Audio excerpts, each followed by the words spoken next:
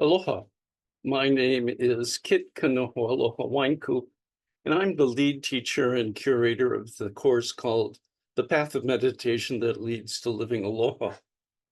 Thank you for taking the time to stop and learn more about the course. My intention here is to offer as much information about myself and the course so you can intelligently decide whether it's for you or not. Our world needs optimistic leaders who foster meaningful connections with others, have a sense of clarity about their purpose and values, and believe that they can affect positive change. I believe everyone is a leader. But nothing can be truly done about the problems in our personal lives, families, communities, cities, states, country, or the world until we first change our way of thinking.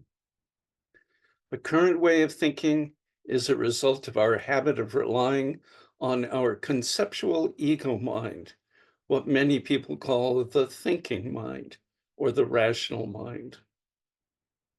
As the label implies, the conceptual ego mind is where our ego is formed. The appearance of the conceptual ego mind is only a tendency of our human experience. It's not our inherent experience at all. The conceptual ego mind's beginning is not obvious until the child says no, which happens around age 2. Its active usage doesn't really appear until age 6 or 7, although it can be earlier if encouraged by parents. And its development isn't complete until age 25. And yet, from between birth and age 6 or 7, we are fully experiencing life and the world around us. We're using our 5 senses, eyes, ears, nose, tongue, and body, and our inherent human qualities are active. We are conscious, aware, mindful, curious, kind, loving, confident. We have humor, we can feel, we have insights, and we use our imagination.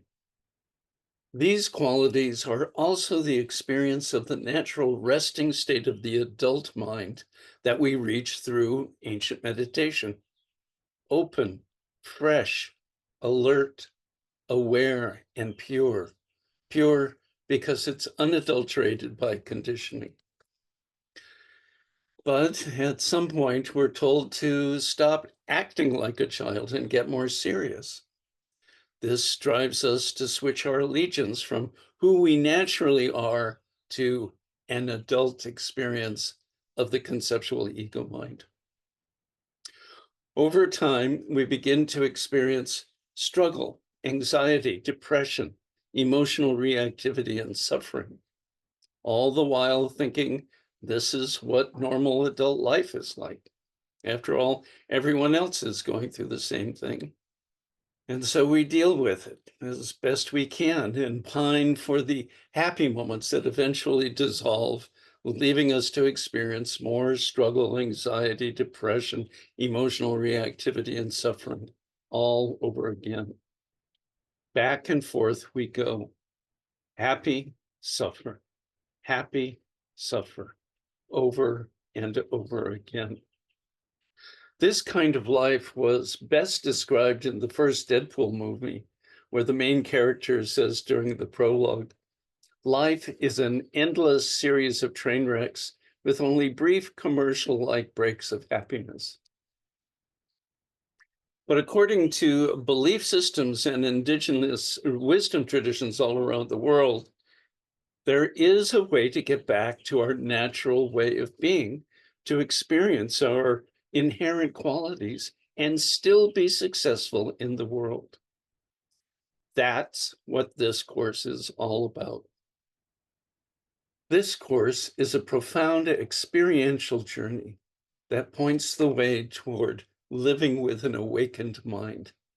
Today, we call that being mindful. According to Anti-Pilahi Paki and Morna na Lamaku Simeona, two of Hawaii's most beloved and respected wisdom keepers of the 20th century. It's called Living Aloha. When we live aloha, we are brought into realignment with our true selves and our inherent qualities. As a result, we find that struggle, anxiety, depression, emotional reactivity, and suffering dissolve. The more we live aloha, the more we experience peace and harmony. The more we experience peace and harmony, the more we treat ourselves with kindness and compassion.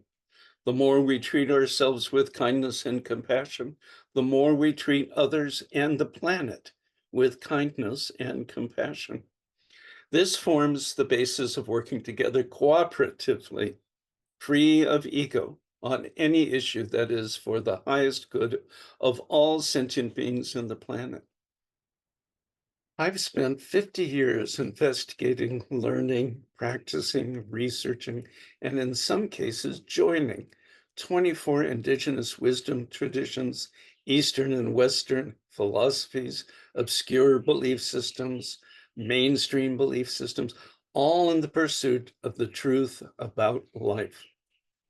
As a result, I found that at the core of them all is the same message. The way they each describe it and the way to get there sound radically different simply because of cultural and language differences, but it's all the same message. The path meditation that leads to living aloha consists of the universal truths I found that were common in all of the 24 belief systems I study, which I'll refer to as the sources now. These truths offer ways to get back to our true nature. Out of all of them, only one of the sources offers a thorough step-by-step instruction manual for how to get there and a long list of success stories by those who have followed it. This is the Buddhist philosophy and psychology, and I'll explain more about that in a bit. At this point, though, it's probably important that we discuss the word aloha, as it means way more than most people think. According to the Pukui and Albert Hawaiian Dictionary, aloha is defined as love, affection, compassion, mercy, sympathy, pity, kindness, sentiment, grace, charity, greeting, salutation, sweetheart, lover, loved one, beloved, loving, kind, compassionate, charitable, lovable, to love, to be fond of, to show kindness, mercy, pity, charity, affection, to venerate, to remember with affection, to greet or to hail. These are the ho'opukaku, or outer or literal definitions of the word. To get the noahuna, or secret or ultimate meaning of any word, my hanai, or adopted grandparents, Tutukana and Tutuledi, taught me to define the word by its smallest parts. So with the word aloha, the parts we get are a, lo, alo, and ha. A means luminous, to shine brightly like a star, or sparkle like a gem. Lo is the front half of the skull. Alo can mean face, or presence, or to be with. And ha is breath, or life. And it's also the number 4, which in Hawaiian philosophy is considered sacred. Yeah, okay. So all of that left me with more questions than I expected. So I sought answers from Hawaii's ku'upuna, or elders, 3 in particular from the 20th century, Aunty Pilahi Paki, Aunty Morna Na'alamaku Simeona, and Aunty Nana Viri. Aunty Pilahi Paki once said, Aloha is the word my kupuna, or elders, attributed to the life force energy of the universe. Aloha is the universe. Aloha, the spirit, is now hidden from us by a filmy veil of eternity as revered personalities. For aloha, as translated and interpreted by my ancestors, was an element of life. It was an element vital and important to their daily habits in life. Aloha for them was the spiritual essence endowed to man in his and her beginning. Aloha was that tiny glow to life or spark in life, which enabled man to imply his thoughts and apply his heart to the imagination and passion of his and her soul. Auntie Pilahi's definition of aloha comes directly from her kupuna, or elders, and from her teacher. Aloha is everything in the infinite universe. It is the spirit or life force energy at its foundation. Auntie Nana Viri once said from her book, Change We Must, when I asked my grandmother why she fed a stranger, she got angry and said, I was not feeding the man. I was entertaining the spirit of aloha within him. The practice of honoring the other was so much a part of our culture that it needed no name. Today we call it the aloha spirit, but to the Hawaiians of old, it was inherent and natural. They lived it. To feed a stranger passing by, that is pure aloha. Today we have to be taught it because we are so far removed from the Hawaiian culture that we had to give it a name. And this aloha of which Auntie Nana refers was indeed my experience with my Hanai grandparents, Tutu Kane and Tutu Lady, growing up in Hawaii in general in the 1960s. Auntie Morna Na Lamaku Simeona once said, Western man has gone to the extremes with his intellectualism. It divides and keeps people separate. Man then becomes a destroyer because he manages and copes rather than letting the perpetuating force of aloha through him for right action. Again, from Auntie Nana, very from Change We Must. The consciousness of aloha in being human is the essence, the sum and substance of all beliefs. It is the essence of the teachings of all the seers and mystics in the world's history. To live aloha is the first essential of every satisfactory life. The second is to go out thinking, speaking, writing, loving, and living from this center to serve that consciousness in others. We don't have to dig too far to understand that the people of Hawaii in antiquity had an advanced understanding of their place in the cosmos and knowledge of life and nature in the physical realm. There is no doubt that they knew what they were doing and what they were talking about. But if you have any doubt whatsoever, let me add a couple more things. First, the sources all say that at the foundation of existence in the universe is a conscious, intelligent life force energy from which everything unfolds into existence, then dissolves out of existence back into the life force energy. As an aside, I find it interesting that the word exist comes from the Latin word existere, which means to emerge or appear, to arise, to make or be firm. So in other words, this energy is at the foundation of all existence. There isn't anything that isn't this energy, they say. Everything, including us, is it. Quantum physics agrees. At the submolecular level, bosons, quarks, and like, there's only energy and motion in the form of pure light. They call this life force energy the quantum field, a field of light in constant motion. It is conscious, intelligent, and everything emanates from it into physical form, then dissolves back into it out of physical form. We too are it.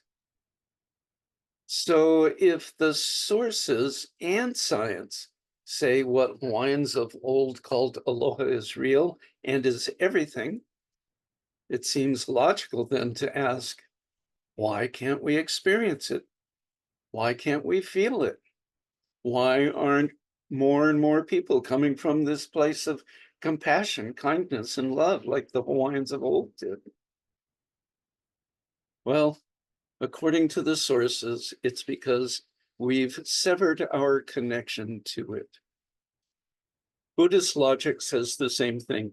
We come into this world with a natural connection with the universal consciousness. And the reason we're no longer connected with it is because we're now filling our life experience with worries about the future, anxiety about the past, and projections about other people and situations. Buddhist logic also says we've become addicted to and identify with our conceptual ego mind and its thoughts instead of our true nature, aloha. And we distract ourselves from the present moment, the one place we connect with aloha, by using entertainments of all kinds and cravings for or against all manner of things.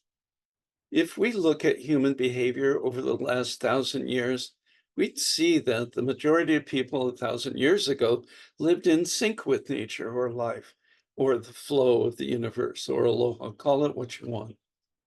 But as time progresses, people are living stuck in their heads more and more until the 20th century, when that skyrockets with the Industrial Revolution.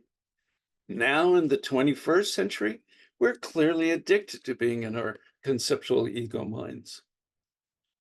The greatest addiction that you've never read about, because the people who are addicted to it don't know it, is the addiction to thinking. It's actually addictive. You can't stop thinking. It's like you can't stop drinking, can't stop smoking, can't stop eating. You can't stop thinking. Thinking is the greater addiction than any other because it's a drug. You get hormonal hits of adrenaline and cortisol. It's been around for so long, and it's a pseudo sense of self. Despite the fact that it is the sole cause of struggle, anxiety, depression, emotional reactivity, and suffering, there's a great reluctance on the part of most people to let go of thinking, because in most people's minds, doing that is equated with the state of sleep. But nothing could be further from the truth. Mindful presence is what remains. Doing still happens. Interacting with the conceptual ego mind still happens when needed, but from a foundation of freedom, peace, and immense well-being. It's a scientific fact that when we are busy or stressed or worried or using devices, certain organs excrete chemicals throughout our bodies like cortisol, adrenaline, glucose, dopamine, and others. Over a relatively short period of distracting ourselves from the present moment by using entertainments and craving a different now, we can form an addiction to these chemicals. This is why people can't put down their phones, why they can't stop worrying about things, or why they say, I'm way too busy to meditate. Did you know science has actually proven that an emotion, any emotion, lasts for only 90 seconds? That's a minute and a half. If it lasts any longer, which it can do for decades, it's because we keep feeding it with thoughts and storylines. When we were very young, we didn't have these experiences. I mean, I don't know about you, but I remember a time when I was engaging in the freedom of spontaneous learning through play. Then I started being in my head to learn things which I loved until I had to be in my head in college and eventually post-college life with a job, relationship, career, a place to live, responsibilities, etc., etc., etc. Adulting requires coordination skills. until I finally found myself fully reliant on being in my head, addicted, if you will, as I seemingly couldn't stop. And I had become so serious. I had left behind my true nature. It's a sad story for sure. Again, from Etinana, vary from change we must. Separation from aloha leads to deterioration. Anything or anyone separated from aloha begins to deteriorate mentally and physically and dies spiritually. Yet we stumble around in the dark. We create confusion and label it evil or call it demon. Neither exists in reality. We create our own evil and demons. We have separated from aloha and mistakenly invested in confused thoughts with a power they do not have. We need to repair the broken communication within ourselves. We must be honest with ourselves, forgive ourselves, get back in touch with our source, and all will be well. We can do it all by ourselves. In silence, we can. How do we get back to aloha, our true selves? Well, according to the late Native Hawaiian cultural practitioner Pono Shim and his colleague Professor Tao Le, the way to reconnect or realign with aloha is through Buddhist mindfulness meditation. And the Buddhist masters, like His Holiness the 14th Dalai Lama, would certainly agree. Why Buddhist mindfulness meditation? Well, first, I'd like to say that Buddhism is not a true religion, though it has been misinterpreted as one by Western culture. And here in Hawaii, we have firsthand experience with how Western culture does that. Buddhism is a scientific practice that one engages in as a lifestyle to investigate the truth about themselves and reality, period.